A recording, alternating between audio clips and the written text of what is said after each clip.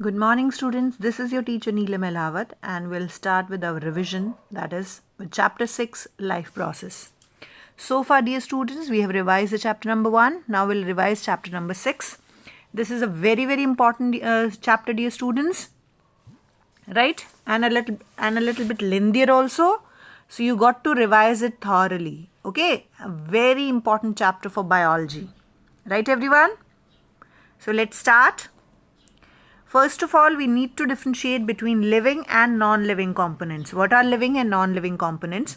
So one criteria that we use to differentiate is the movement. Okay, movement is the criteria that helps us to, you can say, decide whether something is alive or not alive.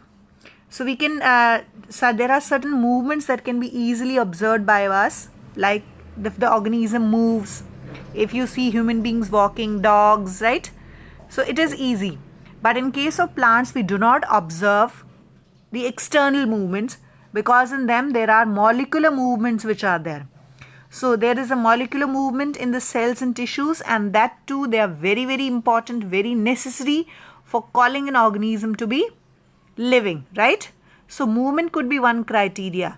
So in this manner we can differentiate between living and non-living. We can talk about reproduction, we can talk about respiration.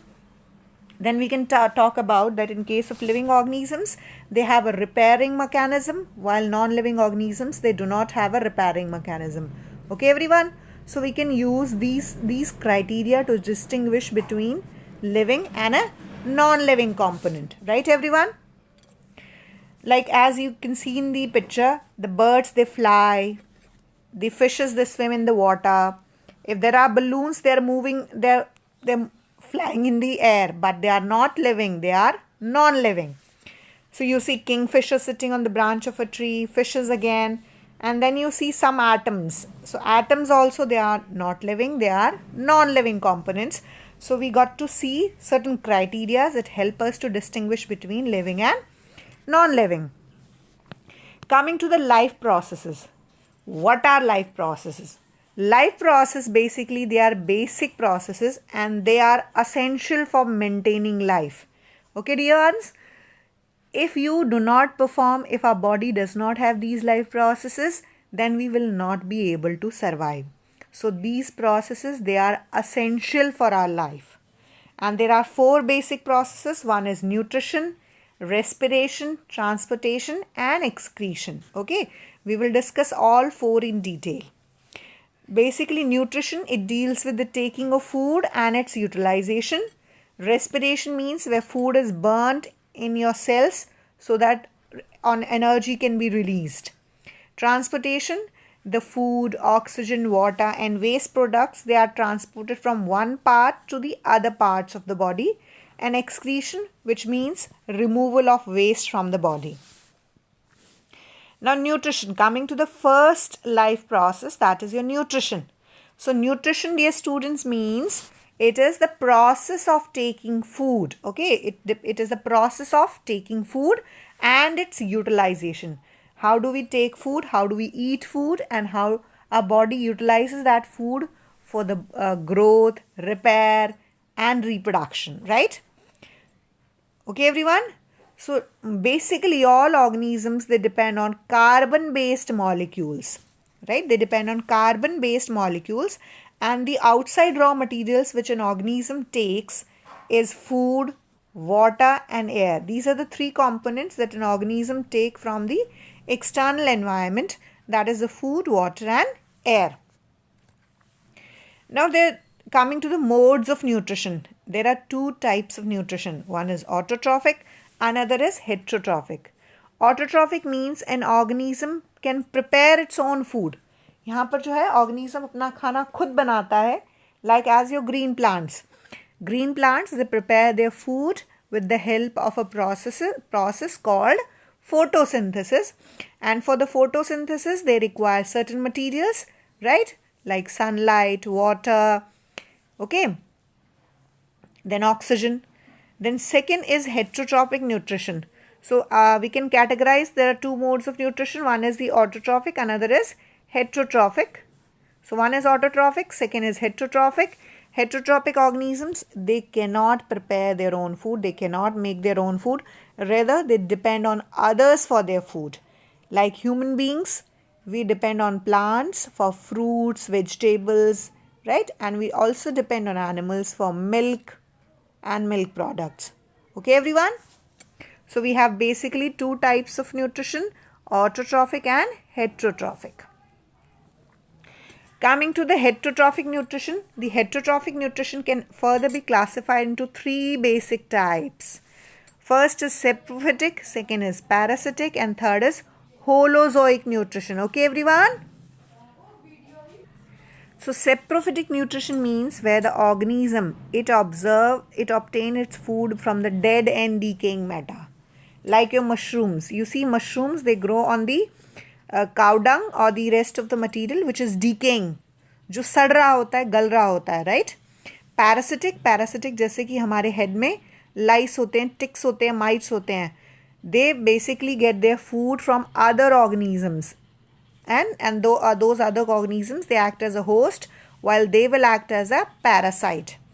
Holozoic nutrition. Holozoic में क्या होता है? जैसे as you see in case of amoeba, organism पूरा का पूरा खाना अंदर ले लेता है, डाइजेशन हमारी अपनी बॉडी के अंदर करता है. Like human beings also, we eat food and then food is broken down into smaller components inside the body. So there are three basic types of heterotrophic nutrition: saprophytic, parasitic and holozoic nutrition. Then comes how do plants make their food. As I told you everyone, plants, they have a autotrophic nutrition and they have a special process in their body which is called photosynthesis. So they perform the process of photosynthesis, and for this they require sunlight, they require carbon dioxide, they require water, right everyone? So these components they require, and that is converted into food, and oxygen is also released. So I have written an equation. So you will see this 6 CO2, that is carbon dioxide, will combine with 12 H2O, and in the presence of sunlight and chlorophyll it will form glucose. This is a formula of glucose. So glucose plus water plus oxygen. So oxygen is released as a result of photosynthesis, and thus the plants, they will release oxygen into the air, and they are using carbon dioxide. So when plants prepare food, they use carbon dioxide and they release oxygen into the air. Like I have depicted here, see plant has chlorophyll, plant के अंदर होती है chlorophyll. This is basically present in the leaves. So carbon dioxide the plant will take. The plant will also take water from the soil, solar energy from the sun, right? And it will produce glucose and oxygen. So oxygen will be released into the air, and glucose the plant will utilize for its growth and rest of the processes. Now plant, as I said, contains chlorophyll. So chlorophyll is a green pigment which is present in the leaves. Okay everyone? It is present in the leaves, and it is in the special structures, special cells which are called chloroplast. See, this is a structure of chloroplast.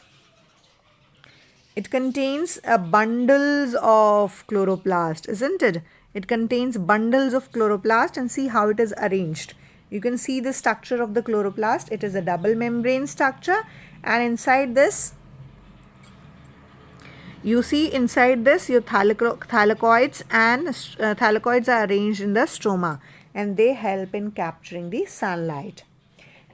Now this chlorophyll, which is present in special cells called the mesophile cells. See here in this diagram, they are mesophile cells. Okay, mesophile cells, they contain chlorophyll and they help in photosynthesis. Okay everyone, they help in photosynthesis.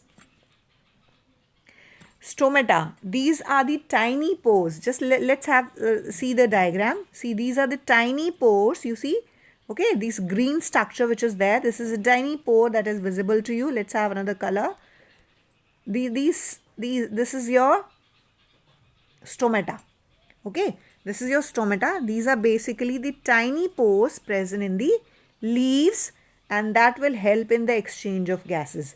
Means they will take carbon dioxide and release oxygen during photosynthesis. So when photosynthesis is occurring, then CO2 will be taken, oxygen will be released. When respiration is occurring, then they will also take oxygen and release carbon dioxide. So during the night, where only respiration is there, so plants also take oxygen and release carbon dioxide. Okay, everyone? Now, this stomata, they contain a pair of guard cells. Okay, they contain a pair of guard cells, and this pore opens when it absorbs water and it closes when it loses water. See, when water is entering into it, the stomata will open, the pore is open, right? And when there is large amount of water is being lost, when water evaporation process is going on, so this stomata, it will close to save the loss of water. Okay, so stomata opens when they get filled with water, and stomata closes when water is being lost from the leaves. Right, everyone? Next comes nutrition in amoeba. How does amoeba obtain food? I hope everyone, you've seen amoeba, you've read about amoeba. Amoeba is a unicellular organism. Okay, it is a unicellular organism. It has finger-like projections called pseudopodia.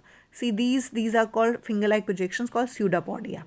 Okay, अगर amoeba के कहीं आसपास food particle मौजूद है, so amoeba will go and circle it, right? It will go and circle, and this is called food vacuole. So it will form the food vacuole, and then food is taken inside the cytoplasm. जो आपका खाना है वो cytoplasm के अंदर चला जाएगा. Okay, cytoplasm के अंदर चला गया. Then it will pour its enzymes, and these enzymes, they will digest the food, and again the waste material is thrown out of the body. ठीक है, फिर आपका वेस्ट मटेरियल बॉडी से बाहर फेंक दिया जाएगा. सो पहला फूड को ये अंदर लेगा, which is called ingestion. Okay, and then it will undergo the process of digestion. then it will remove the waste materials out of the body, which is called egestion. Right, everyone? So this diagram is again very, very important. Then how does human beings take food? How do we take a food? Dear students, human beings have a special system which is called digestive system. Okay, human beings, they have a special system which is called the digestive system. And this digestive system is made up of two parts. One is alimentary canal, second is the glands. And both of them, they help in the digestion of food.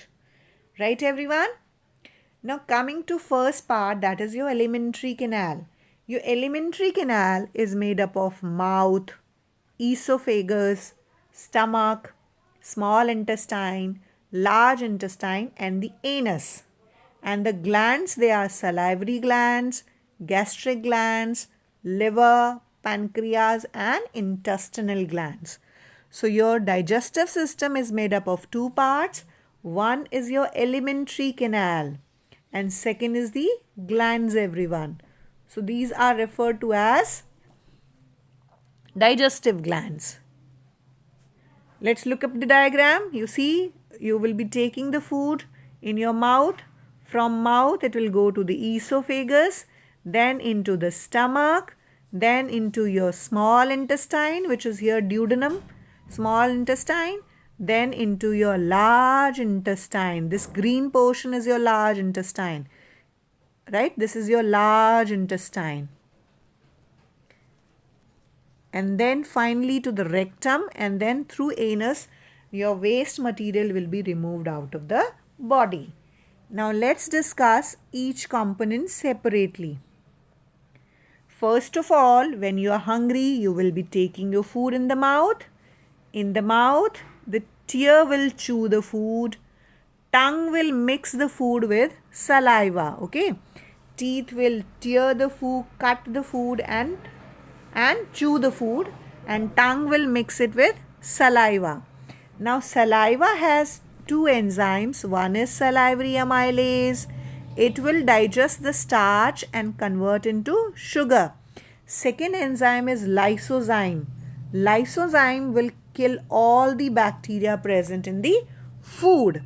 Then the food will pass to esophagus. Okay, then the food will pass to esophagus. In esophagus there is no digestion, and the movement which help in transport of food is called peristaltic movement. That is called peristaltic movement. Okay, now food will go to stomach. This is your stomach. The stomach has gastric juice. What it has? It has gastric juice, and this juice has three parts: HCl, pepsin, and third is the mucus. So gastric glands, they produce gastric juice, and this juice has three components: HCl, pepsin, and mucus. HCl will create a acidic environment. Mucus will protect the inner layer of the stomach, and pepsin, it will act upon the proteins and convert them into peptones. Okay, pepsin will act upon the proteins and convert them into peptones. Then the food will reach your small intestine. Your small intestine is the longest part of the alimentary canal, and it produces a juice which is called intestinal juice. Here, large number of enzymes are present. These enzymes will convert peptones into amino acids. So you have lipase here. Okay, everyone, lipase. Sorry, trypsin, everyone. Trypsin. Here you will have trypsin. So trypsin will convert peptones into amino acids. Then maltose will be converted into glucose by the amylase. Sucrose will be converted into glucose and galactose. And fats will be converted into fatty acids and glycerol. Right, everyone? This is done by the lipase. Now liver produces bile juice, and it is stored in the gallbladder. Okay, and this juice brings about emulsification of fat. So liver produces bile juice which is stored in the gallbladder, and this causes emulsification of fat. What it causes? It causes emulsification of fat. Okay, it causes emulsification of fat. The bile salts, they are alkaline in nature. What are they? They are alkaline in nature. Then pancreas, they produce pancreatic juice, and this pancreatic juice, it makes you again medium alkaline. Okay, it contains pancreatic amylase which will digest the starch. It contains trypsin which will again digest the proteins, and in the lower part, the small intestine basically contains villi. The small intestine has finger-like projections called villi, and this helps in for absorption of food. ये जो है आपका खाना absorb करने में help करती है, और villi जो है they contain large amount of blood vessels so that food can be easily absorbed and supplied to each and every cell. Then coming to your large intestine. The large intestine is wider than the small intestine, and it has three parts: colon, cecum and rectum. You can see this is your cecum. This portion is entirely colon. This is your rectum. Okay, so it has three parts. So when the food passes through the large intestine, absorption is done and large amount of water is also absorbed. And the undigested food, it will be stored into the rectum. It will be stored into the rectum, and when there is the rectum is full, then it will be removed out through the anus. Okay, when the rectum is full, then the waste material, it will be removed through the anus. Right, everyone? So this is how your all components of the digestive system, they work, and the food is digested. Okay, everyone? And this digested food can be easily used by your body. Right, everyone? Okay. So your homework for today is revise this topic nutrition thoroughly. Right, everyone? Revise the topic nutrition thoroughly. Okay? And if there is any doubt, then you can talk to me. Right, everyone? Okay, that's all for today. Bye everyone.